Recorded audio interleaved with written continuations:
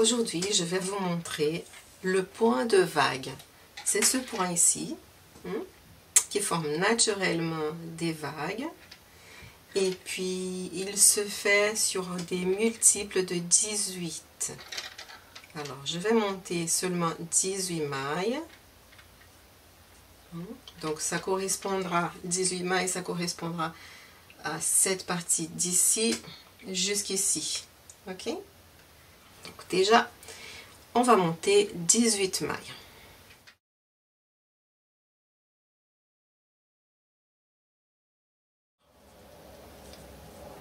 Au premier rang du point de vague, on va travailler toutes les mailles à l'endroit.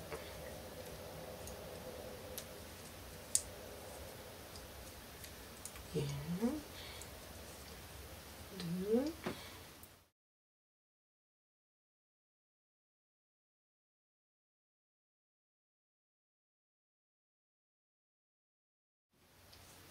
dix-huit.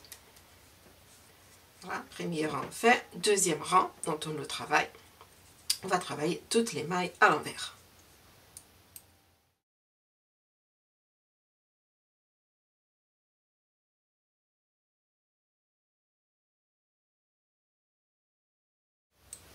Voilà, donc le deuxième rang est fait.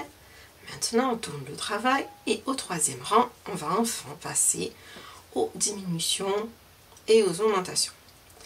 Donc ici, dans notre échantillon de 18 mailles, j'aurai 3 diminutions, 6 augmentations, 3 diminutions. Elles vont s'équilibrer entre elles, mais elles vont former ce mouvement de vague une fois le tissu fini et les mailles rabattues.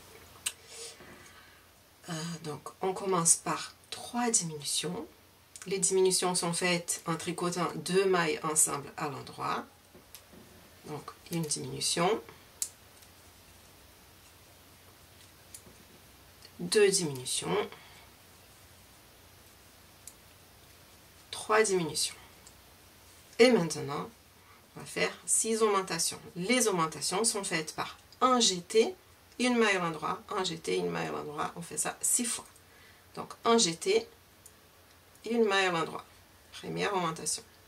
Un jeté, une maille à l'endroit. Deuxième augmentation. Troisième. Quatrième. Cinquième. Et sixième. 6 augmentations.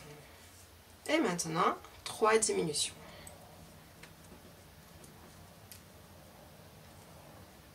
Une,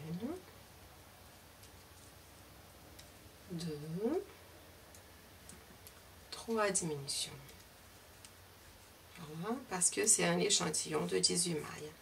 Si j'étais sur un travail, un projet plus grand, mais au lieu de faire qu'il y ait 3 diminutions à ce moment-là, j'aurais continué, j'aurais fait encore 3 autres, ce qui aurait fait 3 diminutions, 6 augmentations, 6 diminutions, 6 augmentations, 6 diminutions, 6 augmentations, et ainsi de suite, jusqu'à la fin du travail. À la fin du rang, je finirai avec 3 diminutions. Donc, de l'autre côté, on finit toujours par 3.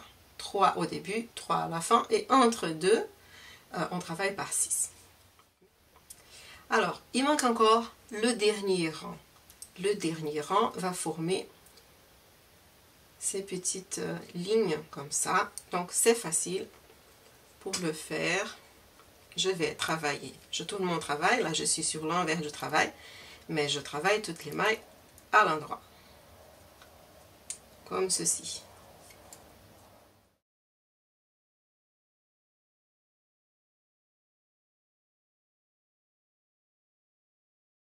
Et voilà. Ce point, il se fait avec une répétition de 4 rangs. Là, on a fait notre première répétition.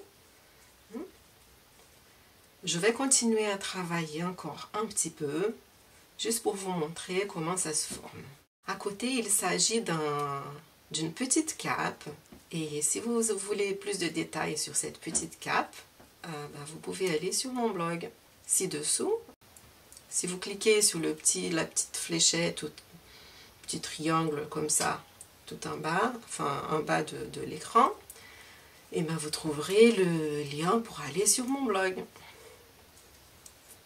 Voilà, donc je continue, je fais encore une série de points de vague pour vous montrer. Donc là, on revient au premier rang du point de vague, donc toutes les mailles à l'endroit.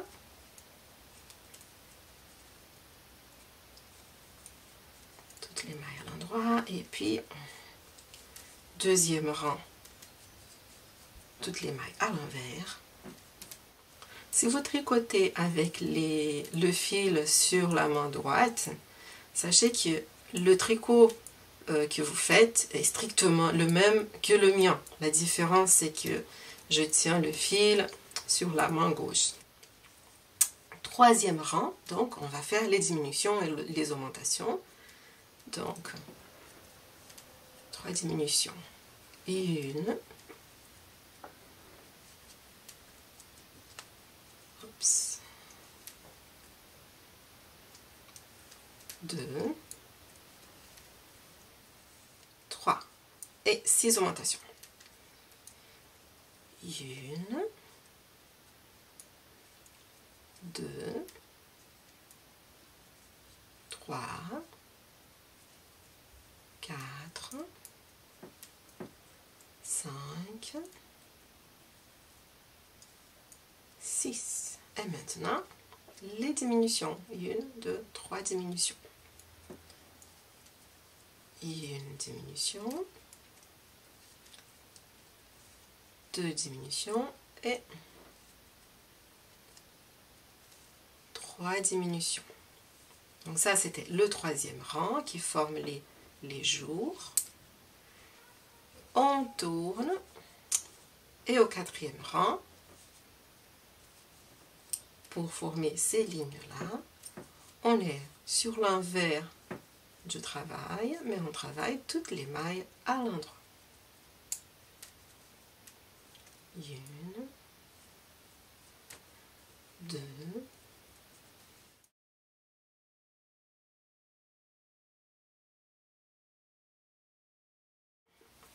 18 mailles.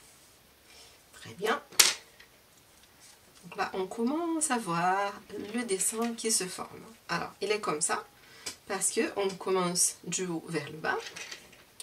Donc, ça va faire ça. On voit déjà le dessin d'une vague qui est là. Une fois qu'on aura fini le travail et rabattu les mailles, et bien on va bien voir aussi la vague ici. Dans ma petite cape, j'ai fait donc le dernier rang comme ça, et juste après j'ai rabattu mes mailles. Donc disons que ici, si je rabats mes mailles, je les rabats en travaillant à l'endroit.